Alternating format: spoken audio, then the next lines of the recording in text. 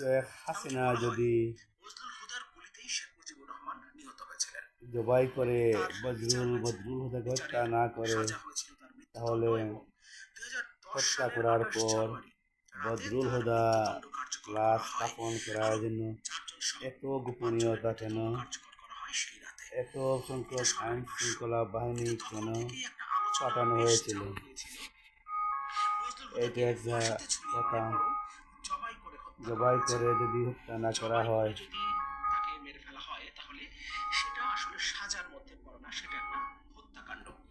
এবং তখন থেকেই আলোচনাটা ছিল এই কাজটা করেছেন স্বয়ং তৎকালীন প্রধানমন্ত্রী শেখ হাসিনা।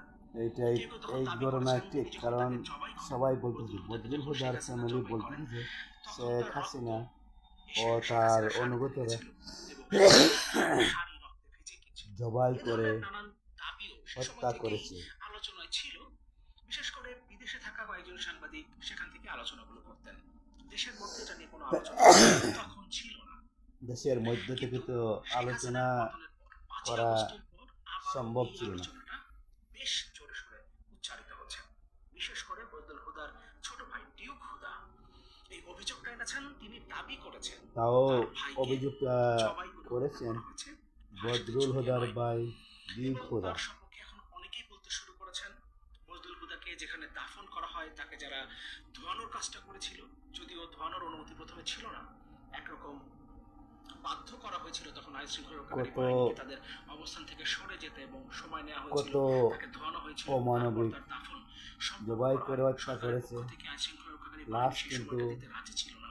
ওয়াশ করার 14.5 বছর পরে ওয়াশ এসে সেদিন করতে মেজর দেয়নি। অবসরপ্রাপ্ত বজলুল হুদার ধোয়ানোর কাজটা যারা করেছিলেন তাদের অনেকে দাবি করছেন তার গলায় 5 থেকে 6 ইঞ্চি কাটা ছিল এবং এটা মোটা সুতা দিয়ে সেলাই করা ছিল। কেউ কেউ দাবি করছেন জাল বুনানোর মোটা সুতা দিয়ে সেলাই করা ছিল সেই ক্ষত, এবং সেখান থেকে তখনও রক্তক্ষরণ হচ্ছিল।